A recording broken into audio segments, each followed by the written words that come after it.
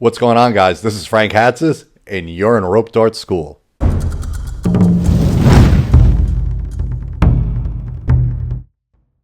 All right, we are live. I am actually going to read off the introduction because it's so impressive. Dartist, today we are talking to the legend. This Dartist is the creator of Dart Arts, the first ever all-inclusive, all rope dart gathering to ever be made. He is the creator of wrap cradles and binding cradles, and we're going to get into a ton of that stuff.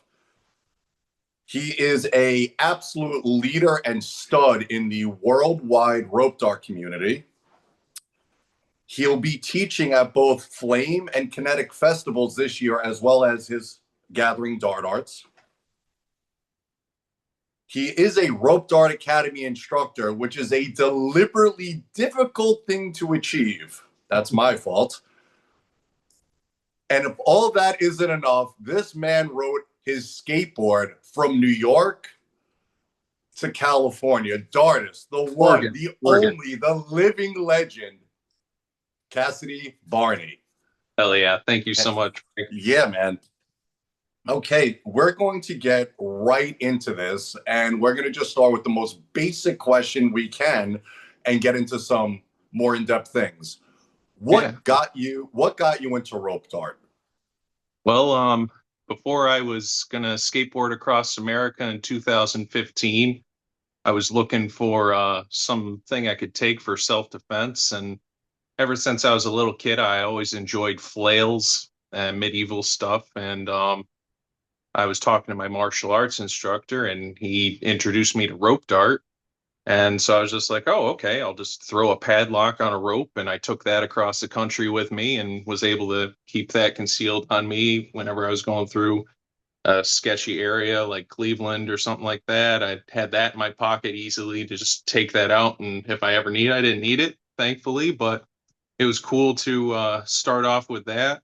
And then when I got back, I was like, well, what am I going to do now? Like, I just got done doing like one of my biggest life goals. Like, and I was like, then I found the group Rope Dart Tech, and it was like, there's other people into this rope dart thing, and it took off from there. And here I am, almost 10 years later now. Nice. And what a heck of a 10 years. And don't you just love that rope dart? You could really just take a padlock and tie it to a rope, and you have a weapon that you know how to use really well. I think that's one of the greatest aspects of rope dart. As a matter of fact, last night I had a rehearsal for our conclave, and they asked me to do hula hoop. So I'm walking to the train. I'm on the subway. I'm like, oh my God, this thing is such a pain in the butt to travel with. I have my rope dart in my back pocket. I'm like, this is the easiest thing. I love the rope dart for that reason. Now, when was this that your martial arts instructor introduced you to rope dart? Do you have a time frame for that? You said about 10 years ago. Just about a month right before I left in May 2015, I was just picking it up. Right then, and then I started seeing people at festivals kind of doing it, and I was just like, oh wow, this is like a flow art and a martial art. And ever since I saw it, I was always thinking like, oh man, it'd be really cool if somebody like did like some full body cat's cradles with it. Like that'd be the coolest thing. And I was like just looking up different techniques, and in doing that I just was learning a bunch of new techniques, learning from like Phil Poussant and you, and just learning from videos that I was just finding on YouTube online. And then one day I saw Xander Paris. He had a cradle tutorial, just a basic cradle wrap, and I was just like, that's exactly what I was looking for. And then I started applying it to everything that I could think of where there was a loop.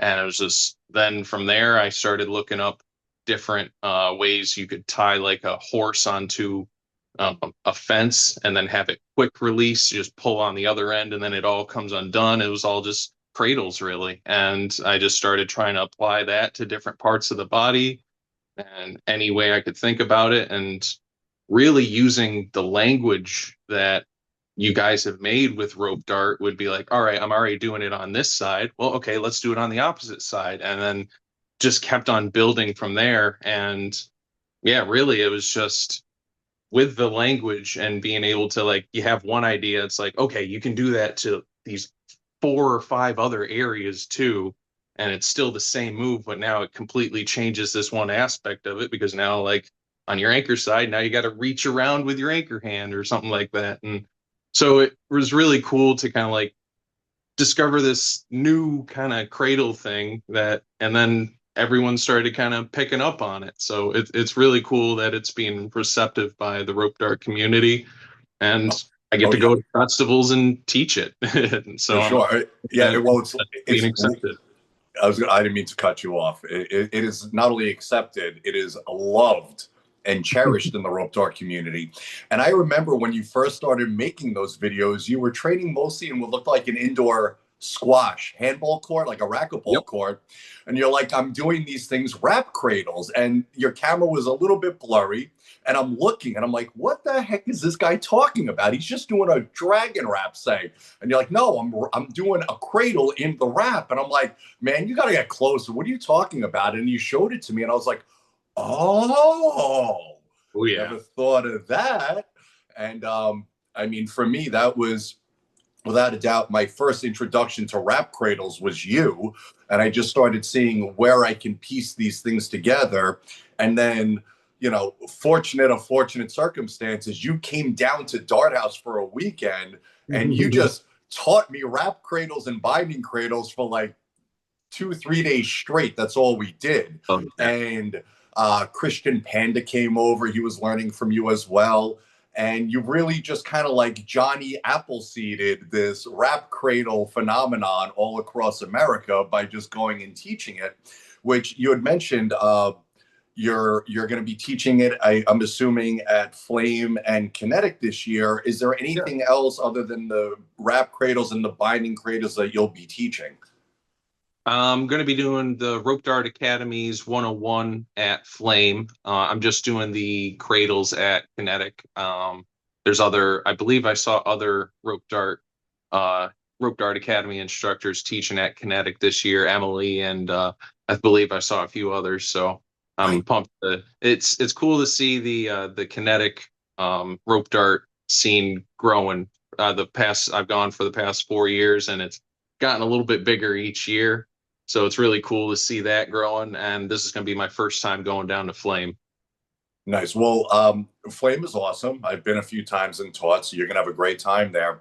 And Oh, Kinetic, yeah, I taught Kinetic years ago, and you're correct. It's just the rope for whatever reason that Midwestern rope dart community is like on fire. They're just so committed. They're so good. They're super duper community oriented. They're very friendly, welcoming. oh yeah. I love Kinetic. It's one of my favorites. Other than all the rain, it does tend to rain at Kinetic, but Oh yeah. you know Kinetic and Flame are 100% lucky to have you, and you said Emily as well. They are so lucky to have Emily as well. For anybody watching, this past year at Dart Arts 2024, I mean, Cassidy's was, I think, like one of three classes that for me was a must not miss class. And I got a great refresher course on all of this really cool tech that Cassidy does. And then I was even able to incorporate it with some things that Aaron Stanger down in Australia does. So if you've never been to Dart Arts, you should go. And if you have been to Dart Arts, you know exactly what I'm talking about. The last year was legendary. Like, what the heck? Like, that was the Auroras, and just the amount of people that showed up. We had about 40, a little over 40 people show up the first year. And this year we had about 75 people show up. So just that amount of growth. And I'm already getting hit up by people from on the opposite side of the world, people from Estonia, Italy, the UK. Like, this Really? year it's gonna be something else. So and now we got the first couple years under our belt, and this next year is gonna be something wicked special. I'm wicked pumped for it. Oh yeah, and what I really like is the leadership here is obviously all roped artists, and everyone brings a very unique skill set to Dart Arts organizer table, if you will. So Yeah. even just a week or two ago, we had our first preliminary meeting. And I got off that meeting and I looked at Sarah and I was like, dude, Dart Arts is going to be so flipping good in 2025. Just sit down and buckle up. Just you wait till what we have in store. It's going to be fantastic. Oh yeah. So you did come down and bless us at a few years ago, coming to Dart House and Yeah. teaching. And is this something that maybe we can get you to come down again and potentially, when the weather is nicer, maybe do some kind of an impromptu class, say in Prospect Park or something, where some of the New York City dartists can get the benefit of learning from Cassidy, right here. Oh yeah. I would love that. I definitely could swing something coming up here, and yeah, we'll go through that coming up here soon. Yeah, that'd be awesome. Sure. I mean, because you obviously know you have an open invitation to Dart House whenever you want. Oh So yeah. we should certainly make that work. Yeah, that'd be super fun. Yeah. Now, also, you're an avid snowboarder. Is that correct? Yeah, yeah, I always try to go when I can. I recently found out that New York's got the most ski resorts in the United States. We got like 53 in the whole state compared to like I would have thought Colorado or Utah would have had more, but they only got like 30 something. So it's like, oh, cool. Like so I usually like to go to this one about an hour away from me called Labrador Mountain. I was going to try to go to a new one this year. Super cool. And with as somebody, so I used to skateboard too. So Hell yeah. yeah, and I also tried snowboarding. And I skateboarded for a long, like ever since I was a kid up until I was about like 23, 24. So it's the only thing I did consistently as much as rope darting, although now rope darting has surpassed the amount of time I skateboarded. And I found when I tried to get on the snowboard, I had a very difficult time just because I'm strapped into the thing. I had less movement. Do you find that at all too, or you just adapted to it and you're fine? Or For me, I'm a little bit better a snowboarder than I am skateboarder, and I like going through like woods and stuff like that, dodging trees. That's usually my favorite thing to do. right? Um, a few years ago, I was grinding on some boxes and stuff like that, and I was about to try to like 180 off of it, and I ended up slipping, and I hit my shin on the corner of the box. But I kept riding for the rest of the day, and then I was getting to my car, and I was taking off my boot, and I could see my shin bone, and it was like open like an eye, and I was like, oh, okay, and went and got stitches and stuff like that. So I've been taking it easy for the past few years because even though it was only like 6 stitches, it still cost me like a little over $1,000. So I was like, all right, I'll take it easy. I'll just cruise and rather than doing some crazy stuff. Right. Only a man with a beard this thick would say only 6 stitches. But so, that brings me to my next point, because you had mentioned the terminology, the vocabulary, the language earlier a few Yeah. minutes ago. And what a lot of dartists might not know is the inspiration for that language came from skateboarding.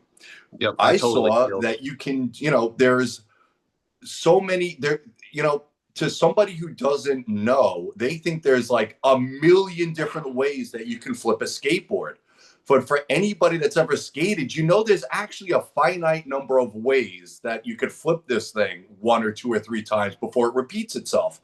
So if you can just identify what each of those pieces are, when you're talking to somebody or sharing information, now you can, instead of saying, well, I ollied up and I slid my foot forward and the board rotated in the air and then I landed on it, you could just say, I did a kickflip. And that's really where the language freaking was build. inspired from. And Yeah. even so much when we have the category of dark planes, what dartists might be keen to know is that dark planes, dark wall, dark wheel, that came from the dark slide technique of skateboarding. Because Awesome. to do a dark slide, say you were going to do just a regular board slide, you'd be standing on the skateboard and you'd be going perpendicular down, say, a rail, and the wheels of the skateboard would obviously be facing down. But for you to do a dark slide, the wheels of it'd be the entire the same thing you were doing, except now the wheels are facing up, so it's like the opposite side of the skateboard. And we thought, well, the opposite side of our native should have a name. Let's call it Dark.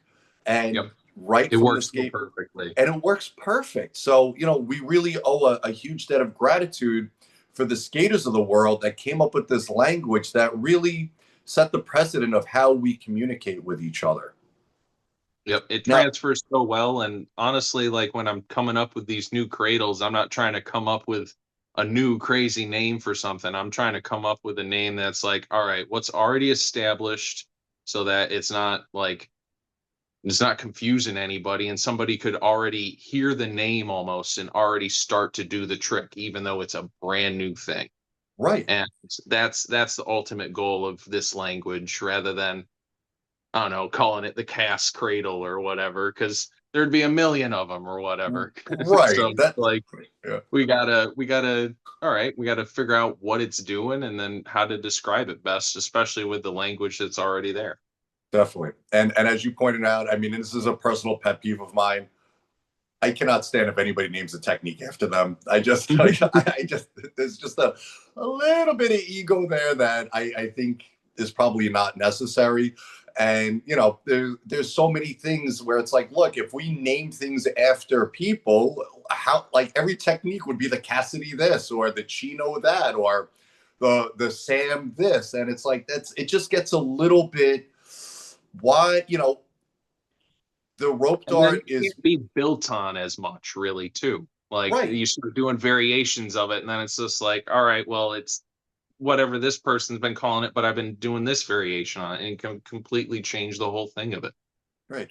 And I love artists that, they come in, they're new, and they realize that there's a language and they go, great, I'm on board. I want to learn this language so that I can communicate with everyone and I can also share my ideas because that's what it is.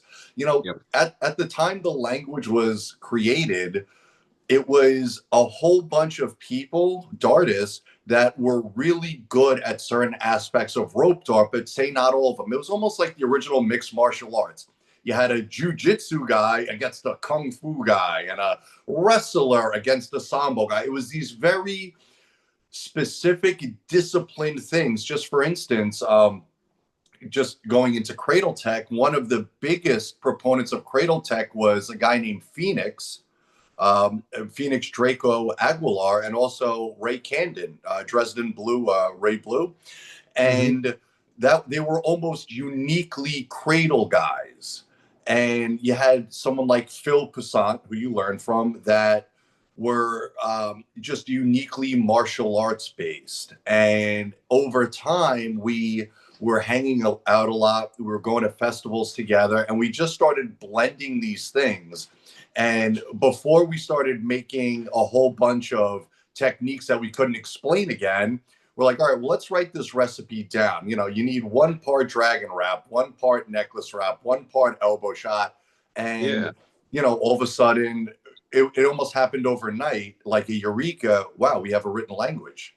And we almost didn't even we meant to do it. We didn't realize how easy it was. And we didn't realize how, I knew how useful it was going to be. I had to convince some people, like, oh my God, what you guys don't get.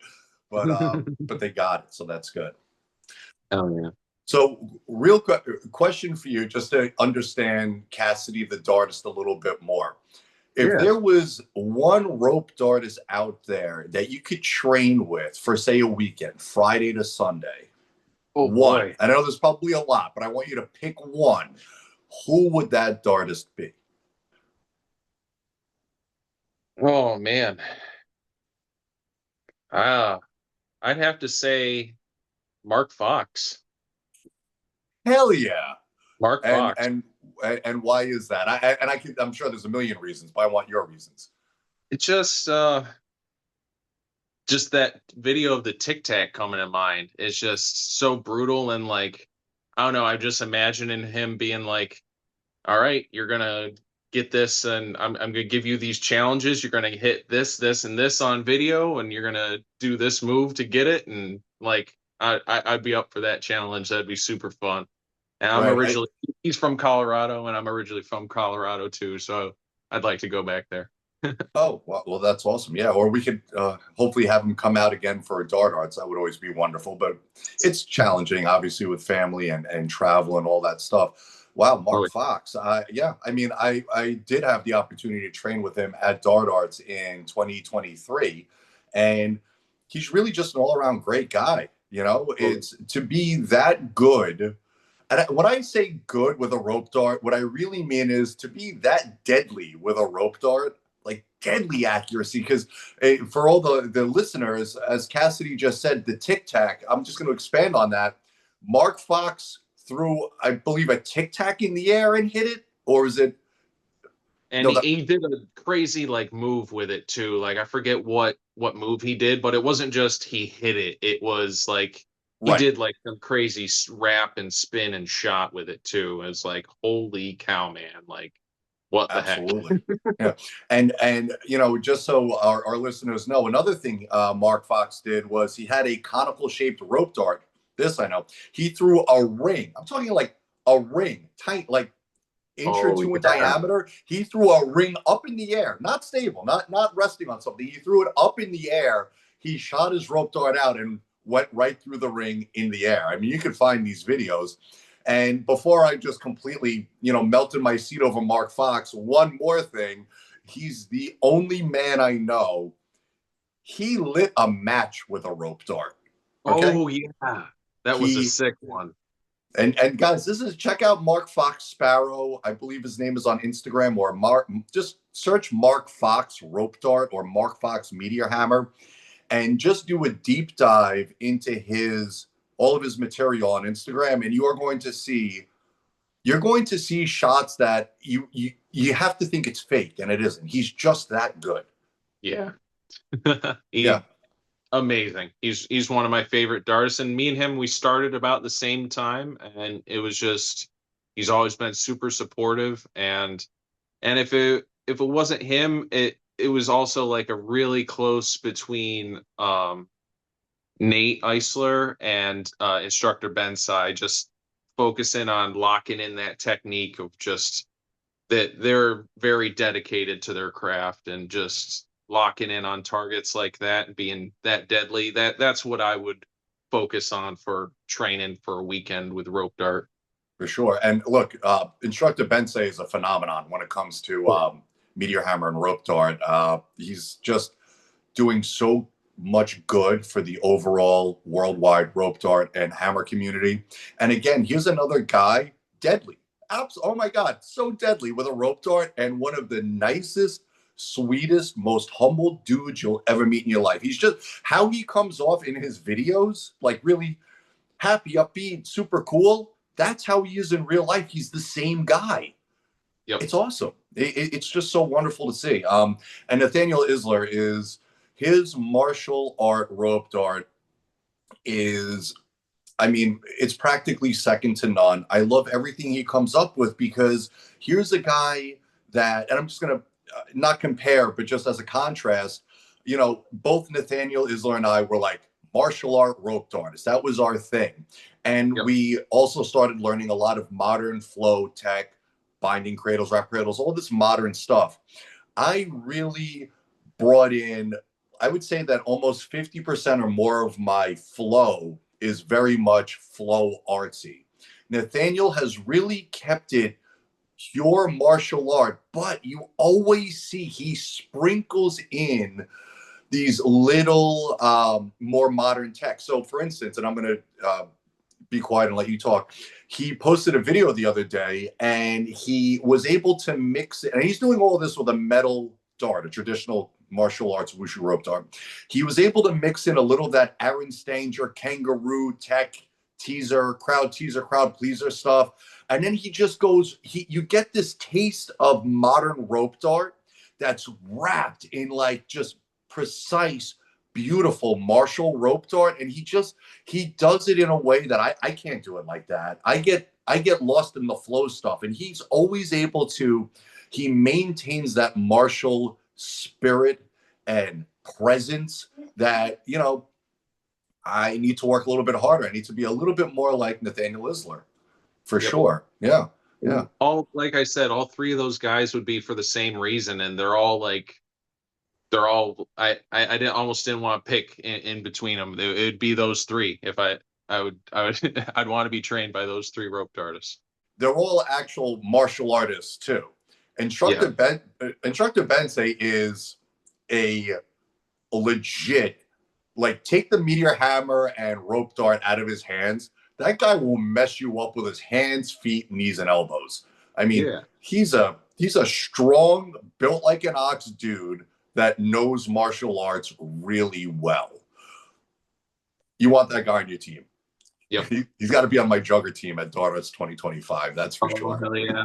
I'm looking forward to that, especially. That was a highlight of my 2024. Yeah. And how did you come up with the idea of dart arts? Now, I know that it's like, it's almost, I don't want to say it's obvious because that's not fair, because I never did it and there's a lot of people that never did it. Where did the rubber meet the road? So I got the idea from you, Frank. You posted that one New Year's Day. You were posting about a rope dart cruise. Oh, yeah. And I was just like, oh my God, I have to go to this. You're saying, like, if we all paid about $150 a piece, we could all rent this yacht and we could do this. And I was super pumped for it.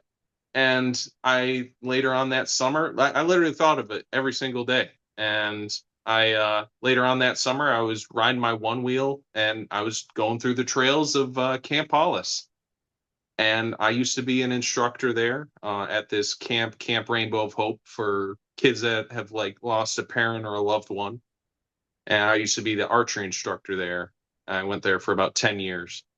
And I was riding through the trails and I had the idea. It was just like, I wonder if I could rent this. And I just went right into the main building, figured out the price of it, and it was just like, holy cow, it's only going to be like a couple grand for like a couple days. We rented it Friday, Saturday, and Sunday.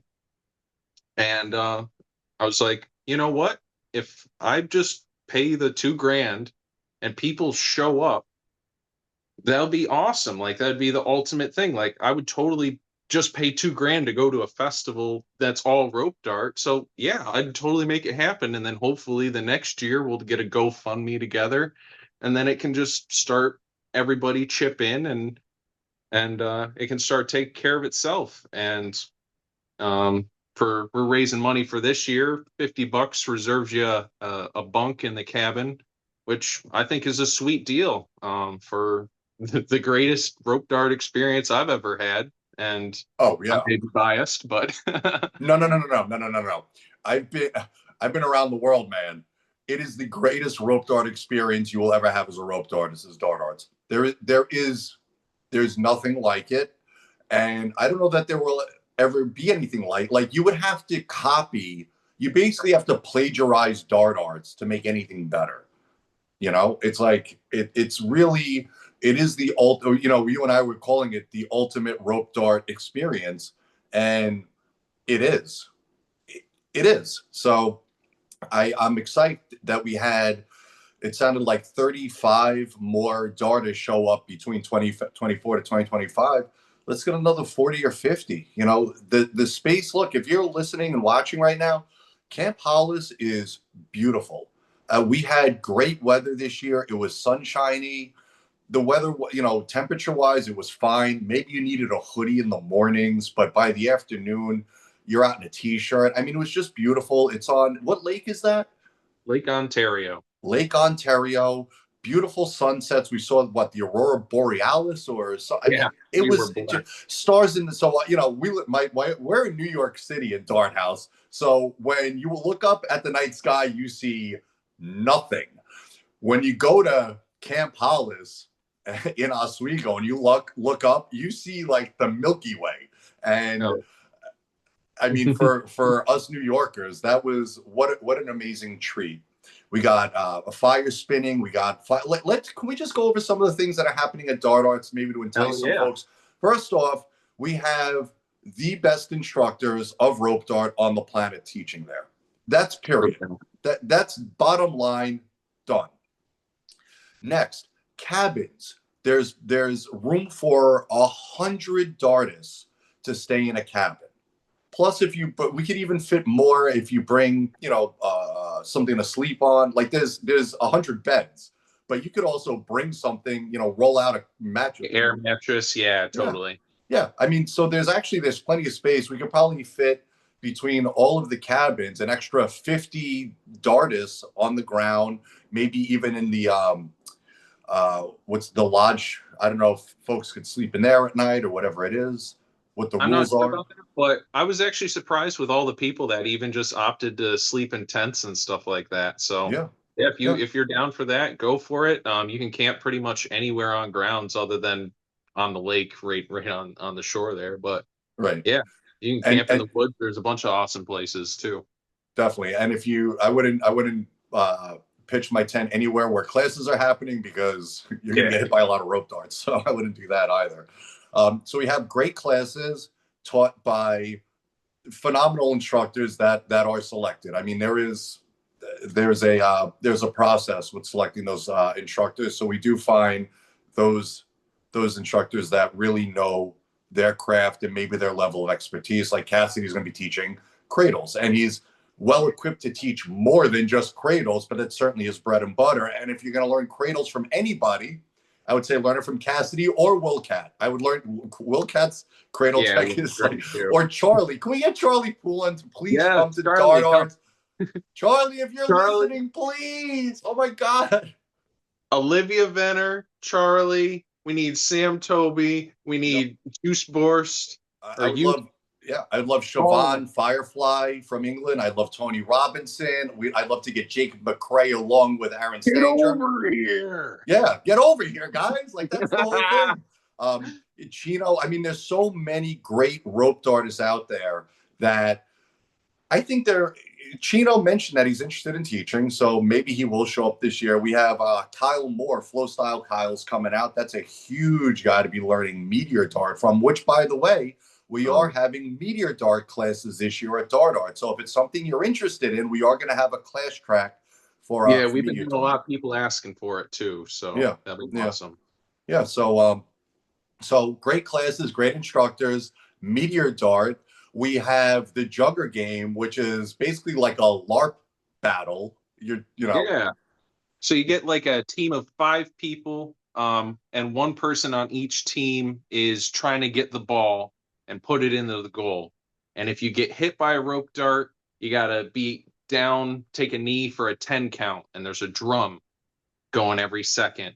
And you just go, and you don't have to do a shot or anything. You can just hit people with a rope dart, and then they're out for 10 seconds. And then the game is just really, it's always moving. And I was winded by the end of it. It was super fun. Oh yeah, I mean, you're basically like playing football, but hitting each other with rope darts. I mean, that's kind of the whole thing. And then we have my absolute favorite thing about Dart Arts is the accuracy tournament. Hell yeah, I love that. And really at Dart Arts, for me personally, if I'm not in a class with learning from somebody, or I'm not just like nerding out with somebody off to the side, the only other place you're going to find me is just constantly target practice and just hitting those wooden blocks. Cassidy and his father, by the way, Cassidy's dad is like the greatest guy you'll ever meet, man. It's just, I'm about to be a father. I want to be a father like Cassidy's dad. I'm telling you right now. That's true. And I want my son to be like Cassidy. Okay. So, Thank you. But they hang these wooden, 2x4s, 4x4s, what have you, on basketball courts, because the best thing to do on a basketball court is to rope dart. That's just my opinion. So I do the accuracy. Nathaniel Isler was our accuracy champion, and watching him and David Lopez, who is easily one of my most favorite rope darters of all time, they were the two. Oh, that oh was my awesome. God, dude, that was you could have sold tickets to Nathaniel Isler and David Lopez just battling it out. The craziest tech, trying magpie kicks and cartwheel. I mean, they're just doing. You would have paid to watch it, and you don't. So that's another great thing, guys. Dart Arts is free. You just show up. The food vendor we got last year was on point. The food was delicious. It Yeah. was fast. It was open all the time. The husband and wife were friendly. They had a dog with them that was cute. It was just like the whole thing. They were just wonderful people, you Yep, they're know? coming back this year too. Oh, and the change that we're going to be doing to the accuracy tournament, we're going to do it in blacklight this year. So I'm gonna have to buy some blacklight leashes off you to get everybody. So I'll be doing. I'll talk to you more about that later. But we'll do it in Ooh. blacklight, so that way we don't have to worry about the light getting too dark or anything like last time. And the 4x4s are already fluorescent, so all I gotta do is bring my black lights, and then we hang them up and do it in blacklight. So it'll be fun. That sounds great. And Rope Dart Academy would like to donate half of those leashes. Oh, thank you. Hell No yeah. problem. So just whatever that number is, we got half of them. Hell yeah. Thank you so much. Yeah, man. For dart arts, whatever. Look, we're gonna whatever we can give, we will. You know, we Sarah and I. That's just that's our philosophy. And sometimes when we can, we do. So we can and we will. Thank you so much. Definitely. And this year we're also I'm going to be adding in a LED trail or LED walk through the woods at night. We'll do that Friday night. So bring your LED rope dart, and I'm going to go on beforehand and put some glow sticks on the trail, so that way if anybody gets left behind or whatever, they can at least follow the trail. But I'll lead everybody through, and we'll go through the woods at night at 11 p.m. Friday night. Ooh, That'll be fun. I love that angel number. I love that angel number. Yeah. And other thing we have, which is a huge draw, which is a lot of fun, are dart battles. Yes. And they are, man, it's something I would pay to watch it. I would pay to buy a ticket to watch these dart battles, because we do separate it into beginner and advanced. And whether you're watching beginner or advanced, it's wildly entertaining. You'll just see a little bit more intricate things. Last year in some of the advanced dart battles, somebody would say do a guaylo shot to hit the person, their opponent, and then their opponent would return a guaylo shot. So when you get some really good guys out there rope darting, they can have fun with a lot of the tech while also trying to hit each other. Yeah. And then Brandon Bacon making it super extra special with getting those belts and stuff for it. Oh my goodness. Let's just talk about Brandon Bacon for a second, because he's awesome. And let me explain why. Number one, he does all the music and sound for dart arts, and it's great. Two, he actually now introduced a whole new concept to rope dart tech known as chops and plucks, which fits kind of in the slaps category, but now we have slaps, chops, and plucks. Now, this is something he came up with entirely on his own, and he's gone real deep with it. He's actually sent me over. He has some diagrams he drew up and everything. I'm like, oh, I mean, it just tickled my rope dart nerd brain like crazy. So he has this major contribution to rope dart tech. And as Cassidy just pointed out, he went and got, remember, think like UFC or WWE championship belts. We have championship belts for dart battles, and it was for the accuracy game, or dart battles, or both.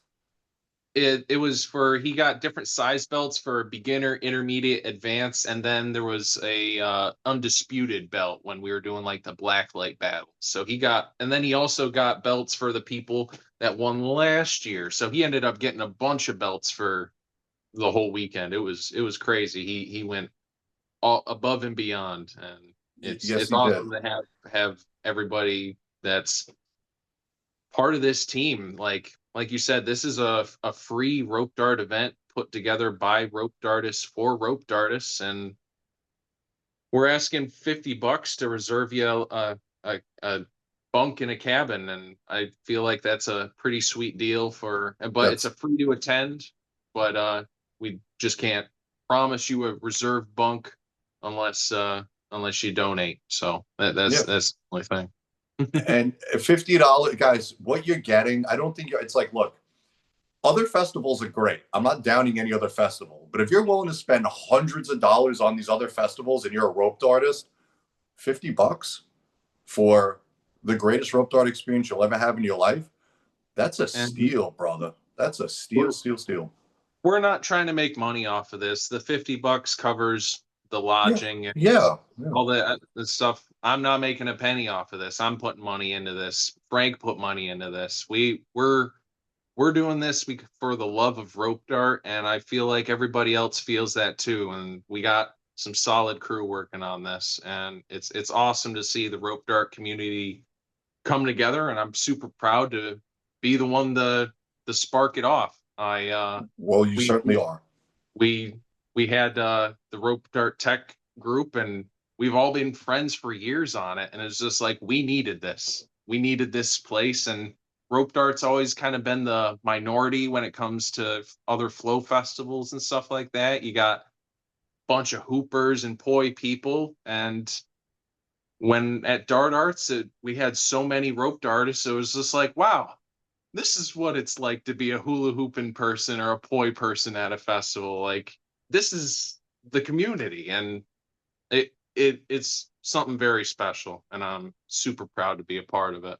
Definitely. And let me give you a little history. Not you might know this, but give the listeners a little history with how far rope dart has come. So, I started teaching rope dart like 15 years ago, and I was at these festivals teaching 10, 12 years ago.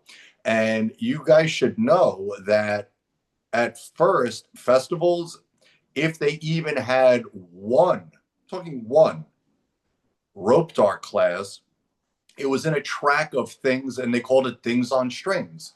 So that class track was poi, leviwan, rope dart, any other kind of stringy prop, maybe something somebody made up. And there was a rope dartist from a long time ago. His name was Adrian Coyne. And he was at Wildfire Retreat, which is here on the East Coast on the Connecticut, Massachusetts border. He saw this class track of things on strings, which had all of these different string-like props. And he said to himself, I'm going to, work.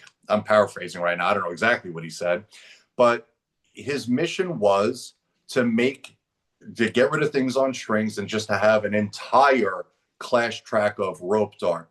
So he got together with a few other rope dartists in the area, as well as me.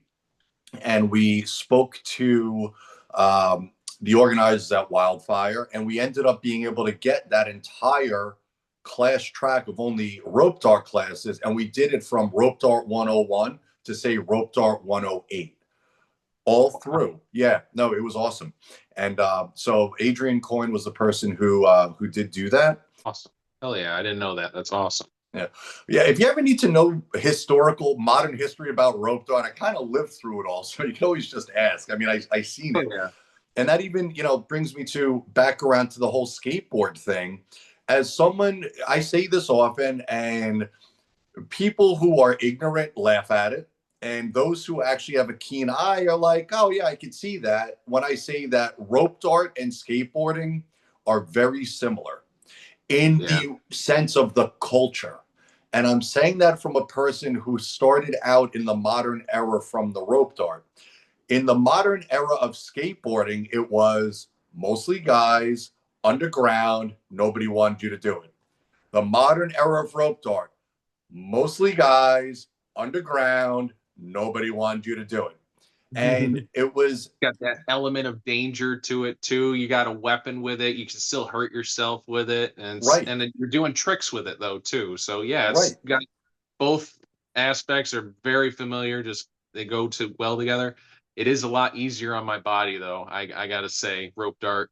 Well, I was having a conversation this past Christmas at a family Christmas party, and a family friend, we'll call him an uncle, was asking me about the business, and I kind of went into this whole skateboard analogy, and he kind of looked at me like, what do these two things have to do with each other? And I said, well, real quick, and it was about say 20 people in the room.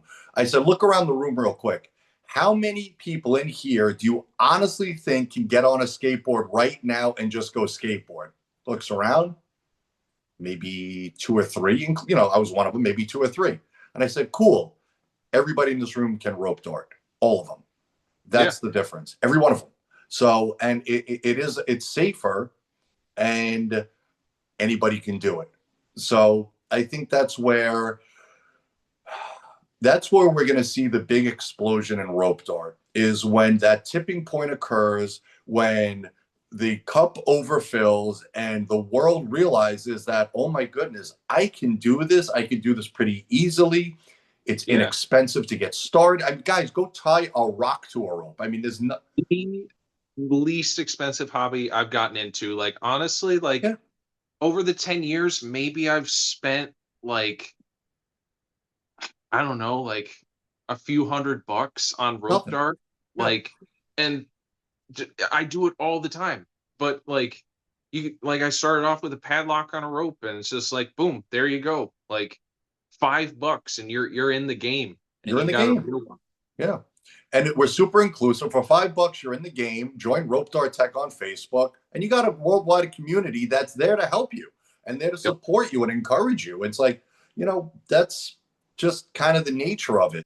And it's really cool to see the connections that people are making after dart arts, where it's just like I said before, where rope dart's kind of like the minority when it comes to festivals, but then we have a place where we all came together, and it's just like, oh cool, now I'm seeing these people like linking up because they found out they were closer than they thought they were, and now they're just rope darting, or then just people in contact with each other, and it's just making those connections. And I'm really excited to see where the rope dart community is going, and I've laying down the foundations here. And eventually someday people will look back at all this, and it'll be like, holy cow, like that's where it started. Just like how skateboarding started back in the 70s or 80s, or when it did. And I think 60s. 60s. I think 60s, very basic. I'm calling it basic. I couldn't do it, but just kind of riding around, and like it was like surfing, where the tricks were like hanging 5 or hanging 10, and turning your body around the board, not so much the board, well, a little bit of board turning. Yeah. Yeah, and we all need to thank Stacy Peralta. The reason that skateboarding is the way it is, and I love Tony Hawk, but it's not because of Tony Hawk. It's because of Stacy Peralta. He's the guy that founded the original Bones Brigade, which included Tony Hawk and Lance Mountain and some of these older skaters that a lot of our younger viewers probably never even heard of. But Stacy Peralta is really why we know what skateboarding is today. So it's just, something I always think about and consider when thinking of like founding something or making something what it is. See, he didn't invent skateboarding, but he made skateboarding what it is today. Yep. And so go ahead.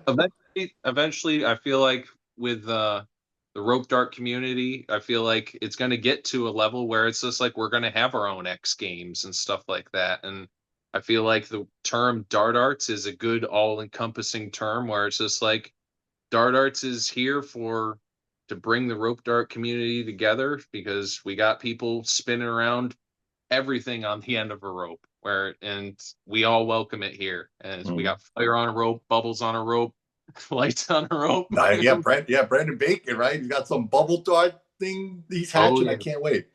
Yeah, I have to be honest with you. I think, just to piggyback off what you just said, Cassidy, I think that dart arts is really going to be the catalyst for this kind of X Games rope dart future you're talking about. I almost see that over time, maybe dart arts is going to turn into something like that. Not that I'm, it's your thing, do you, but it is going to get so big. It's almost like, Burning Man started out on a beach in California, I believe.